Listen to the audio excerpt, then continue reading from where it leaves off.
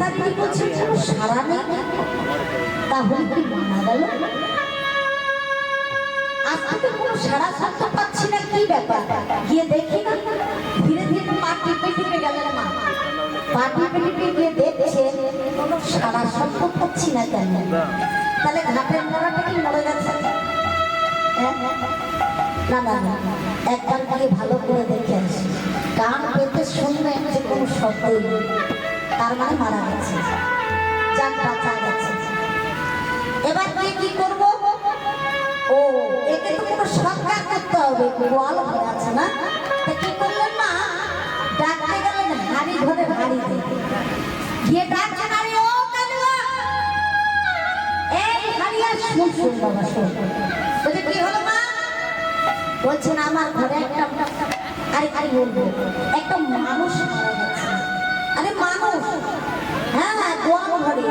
আরে গোয়াল ঘরে তো গরু মনে মা ঠাকরা, কিন্তু মানুষ বলছেন মানুষ আবার কি করে গোয়াল ঘরে মারা যাবে? আরে এই ঘরের চাকর মনে মনে চিন্তা করছেন, যদি বলি আমার স্বামী, হ্যাঁ স্বামী বলে কি করতে হবে মা?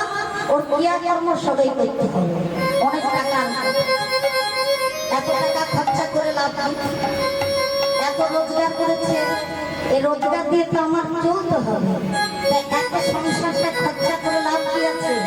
না না, ওকে স্বামী বললে চলবে না, একটা কাজের একটা কাজের ছেলে রেখেছিলাম, ওই গোয়াল ঘরে মারা গেছে, আর একটু ফেলে দে বাবা, তুই যা নিবি তাই দেবে। ঠিক আছে মা, টাকা আপনি যা দেবেন তাই সন্তুষ্ট। তা কি করলে ওই কালু আর হারিয়া দুজনে মিলে ওকে সাজিয়ে নিয়ে চলে যাচ্ছে। সাজিয়ে নিয়ে গিয়ে যেটা শ্মশানে নিয়েছে, শয়ে চাপাবে, কাঠ দিচ্ছে, এমন সময় প্রচন্ড ঝড় আর বৃষ্টি এসেছে। ওই ঝড় আর বৃষ্টিতে একটু বৃষ্টির জলটা যেই না বদল করেছে, এমন সময় চিৎকার করে বলে উঠলেন, কালুয়া ওরে কালুয়া, তোরা আমায় কি করছিস?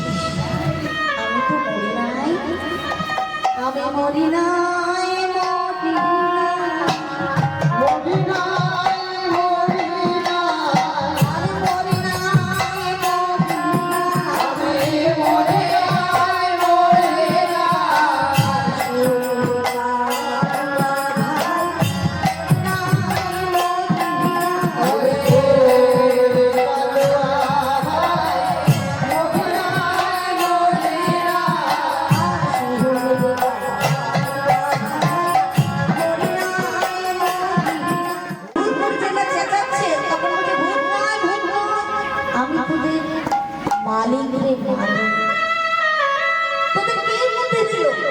আমাকে শয়নে চাপিয়েছিস?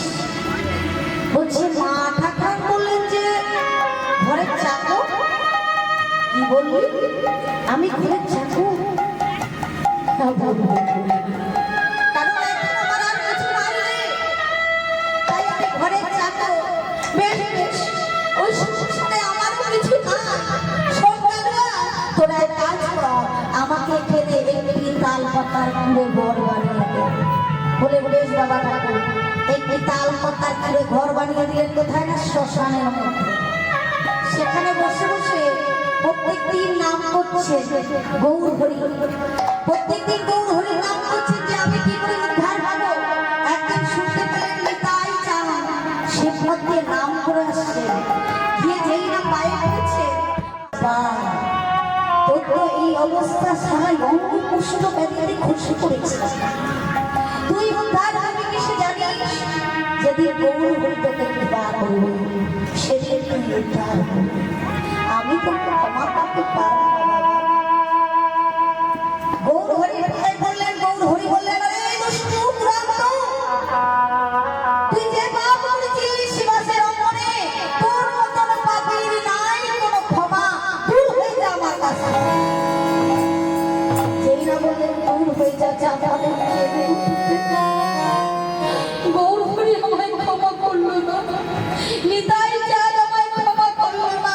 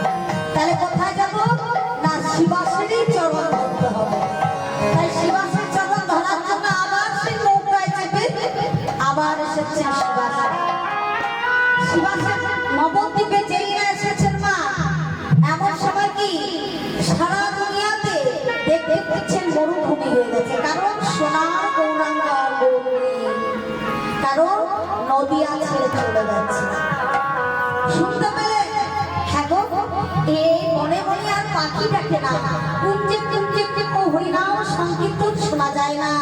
তাহলে কি এখানে কেউ নেই?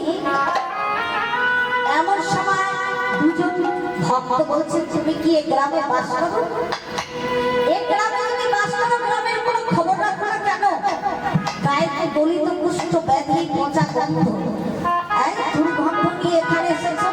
তুমি জানো আজ সোনার নদিয়ায় সোনার গৌরবে সে নদী আছে চলে গেছে, এই নদী পরিশুদ্ধ হয়ে গেছে।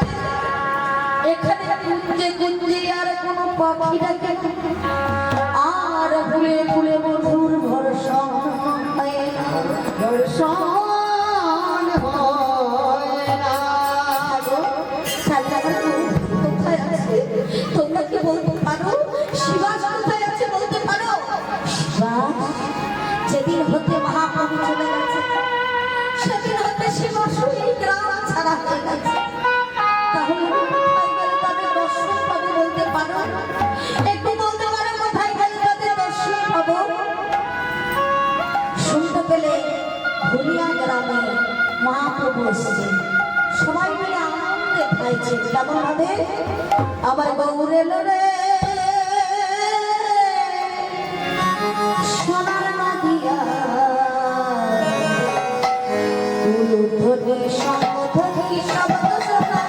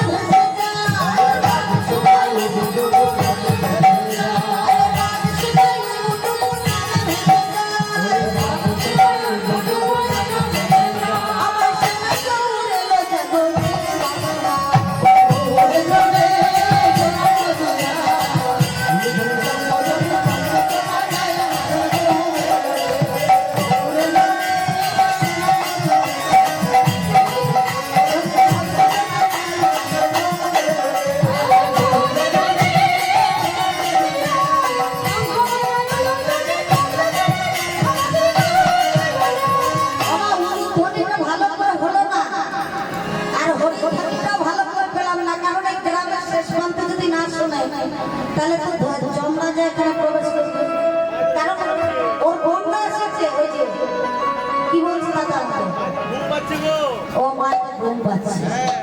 ওই যে জমের বোন এসেছে, তো জমের বোন হচ্ছে তিন বোন, ফুসফুসানি, গোলমালিনী, ঢুলঢুলানি।